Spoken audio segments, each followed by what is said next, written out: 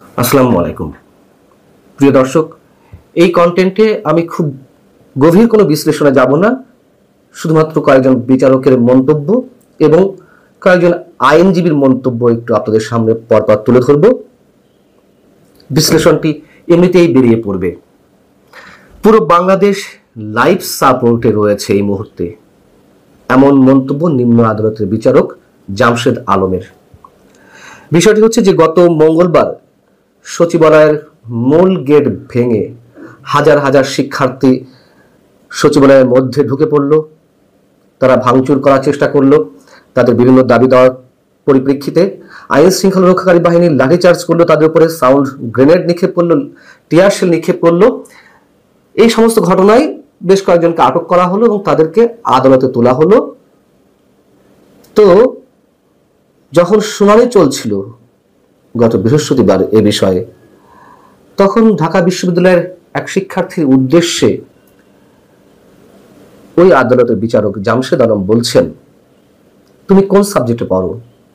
আবু সুফিয়ান নামে ওই শিক্ষার্থী বলছে, আমি আইবিতে আছি। তো বিচারক বলছেন, তুমি সেখানে কেন গেলে? সুফিয়ান বলছে, আমি সেখানে যাইনি। তোমাকে ধরলো কেন? সে বলছে, আমি ঢাকা বিশ্ববিদ্যালয় এলাকা থেকে যাত্রাবাড়ি থেকে যাচ্ছিলাম, সচিবালয়ের সামনে যখন পৌঁছাই ওর মধ্য থেকে আমাকে ধরে নিয়ে আসে এবং সে নাকি জুলাই আন্দোলনে বিজয় ৭১ হলে সহ সমন্বয়ক ছিলেন এবং সে বলছে, আমি জীবনে কখনো ছাত্রলীগ করিনি। মানে এটাও একটা অদ্ভুত বিষয় যে ছাত্রলীগ করলেই ধরতে হবে, যেহেতু নিষিদ্ধ ঘোষিত হয়েছে, হতেই পারে। আবার যত অপরাধী হোক, মোটামুটি জুলাই যোদ্ধা হলে তাদেরকে স্পর্শ করা যাবে না, সে জায়গা। তখন বিচারক বলছেন, কোথায় কাকে কিভাবে ধরে নিয়ে আসছে এখন অসুবিধা হচ্ছে, আমাদের ভেতরে ও বাইরে ষড়যন্ত্র হচ্ছে। জুলাই আন্দোলনে যারা ভূমিকা রেখেছে তারা এখন ষড়যন্ত্রের শিকার হচ্ছে। জুলাই আন্দোলনে অংশ নেওয়াদের লাইফ অলরেডি শেষ হয়েছে। এরপর তিনি আবার মন্তব্য করছেন, আমাদের দেশটা 12 আনি অলরেডি শেষ হয়ে গেছে। ওদের বিরুদ্ধে যে অভিযোগ এসেছে, ওরা কি আর চাকরি পাবে? এত এত গোল্ডেন A+ দিয়ে কি হবে? ওদের CDMS কি ঠিক হবে? ওদের লাইফ তো অলরেডি শেষ। যেখানে বাংলাদেশটারই কোনো লাইফ নেই, অলরেডি পুরো দেশটাই এখন লাইফ সাপোর্টে। একজন বিচারকের কণ্ঠে এমন হতাশার প্রতিধ্বনি। ছাত্রদের জীবন শেষ পর্যায়ে, শেষ হতে যাচ্ছে, এমন একটা বিপদের জায়গা থেকে তিনি প্রচন্ডভাবে হতাশাগ্রস্ত এবং তার কণ্ঠ থেকে, তার মুখ থেকে যেই কথাগুলো বেরিয়ে আসছে, সেটি আমরা ধরে নিতে পারি বিশেষ কারো উদ্দেশ্য নয়, পুরো বাংলাদেশের উদ্দেশ্যেই তার এই মন্তব্য। তিনি করেছেনও তাই। হয়তো ওই চেয়ারে বসে আছেন, তাই হয়তো জুলাই আন্দোলনে যারা অংশ নিয়েছেন তাদের প্রতি কিঞ্চিত একটা সফট কর্নার শো করেছেন। কিন্তু আমাদের কথিত নোবেল বিজয়ী অধ্যাপক এই ছাত্রদের মাথার উপরে কাঁঠাল ভেঙে খাচ্ছেন। তিনি তার গদি পাকাপোক্ত করতে যথেচ্ছা ব্যবহার করছেন।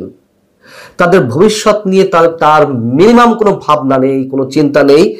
এবং আমি এটুকু মোটামুটি আমার অনুমান থেকে বলতে পারি, এই যে কথিত নোবেল বিজয়ী তিনি, এমন একটা সময় আসবে এই ব্যক্তি যা যা দৃষ্টান্ত স্থাপন করছেন, ভবিষ্যতে মানুষ হয়তো যারা নোবেলের যোগ্য, নোবেল পাওয়ার যোগ্য, তারা নোবেল পেতেও লজ্জা বোধ করবেন।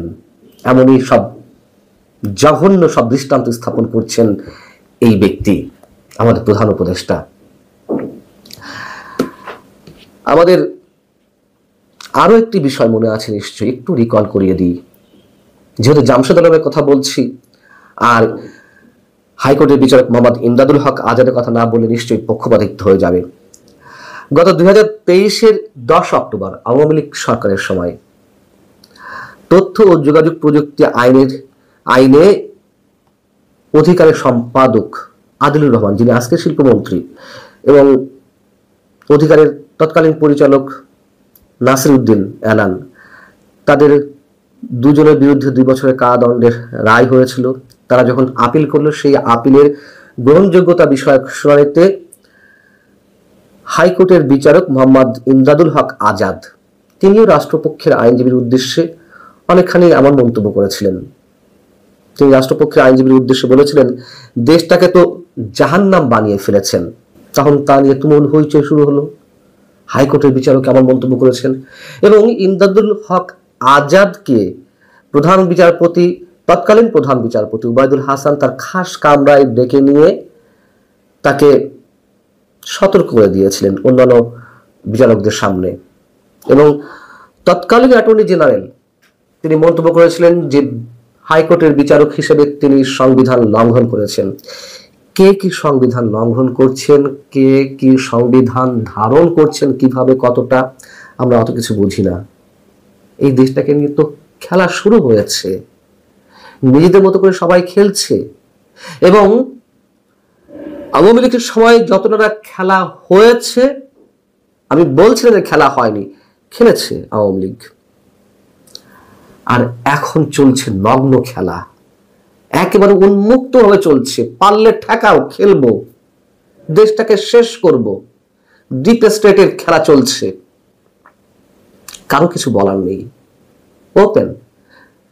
এখন তো দেবপ্রিয় ভট্টাচার্যের মতো মানুষেরা কিংবা সিনিয়র সাংবাদিক নুরুল কবিরের মতো মানুষেরা তারা বলছে এই সরকার বোবা, কালা, কিছু শোনেও না, কিছু বলেও না। এবং আমি যেমন গত কিছুদিন আগে একটি মন্তব্য করেছিলাম, আমাদের প্রধান উপদেষ্টা ডক্টর মোহাম্মদ ইউনূস সাহেব যেন নিরপরাধ নিষ্পাপ শিশু, কিন্তু তিনি কোনো কিছু বোঝেই না, ভোলাবালা শিশুর মতন। ঠিক একই ধরনের মন্তব্য সম্ভবত কয়েকদিন আগে করেছেন দেবপ্রিয় ভট্টাচার্য, যে সরকার একটা নিরপরাধ নিষ্পাপ সরকার, কিছু বোঝে না, আমার একটা ভাব। এমনই খেলা তারা খেলছে, কারো কথা শোনার কোনো সময় নেই, কান দেওয়ার মতন কোনো ধরনের কোনো ইচ্ছা তাদের নেই, খেলছে। এই যে বিচারকদের কথা বলছিলাম, আমি একটু আগে বলছিলাম না যে আওয়ামী লীগ খেলেছে, অবশ্যই খেলেছে, কিন্তু এমন নগ্নভাবে নয়। যেই কথাটা এখন ব্যারিস্টার সারা হোসেন গত বুধবার রাজধানীতে একটি অনুষ্ঠানে তিনি মন্তব্য করলেন, কি মনে হয় বাংলাদেশে এখন ভয়ভীতি নেই? এমনটা মনে করার কোনো কারণ নেই। ভয় বিচার ব্যবস্থার ভেতরেও আছে, বাইরেও আছে। বিচারপতিদের সবারই চিন্তা হচ্ছে, আমি কি করলে কে আমার বিরুদ্ধে কথা বলবে। কোন একটি গোষ্ঠী তার বিরুদ্ধে কিছু একটা নিয়ে জোরে আওয়াজ তুললেই তো শেষ। অর্থাৎ আমরা দেখেছি 5 আগস্টের পরপরই হাইকোর্টের ভেতরে গিয়ে কিভাবে মব ক্রিয়েট করা হয়েছে বিচারপতিদের অপসারণের উদ্দেশ্যে। যাদের বিরুদ্ধে অভিযোগ ছিল অবশ্যই যথাযথ প্রক্রিয়া মেনটেন করে তাদেরকে অপসারণ করা যেত, কিন্তু না, করতে হবে এখনই করতে হবে, এমন একটি চাপ প্রয়োগ করা হলো এবং করা হলো। অনেক বিচারপতিকে ছুটিতে পাঠানো হলো। সারা হোসেন বলছেন সেই বিচারপতি আর কোনো ভবিষ্যতে থাকবে না যদি সত্য কথা বলতে চায়। এমন পরিবেশে ঠিক মতো রায় দেবে কে? রায় তো দূরের কথা, আদেশই বা দেবে কে? এরপরে কি আর কোনো কথা থাকে?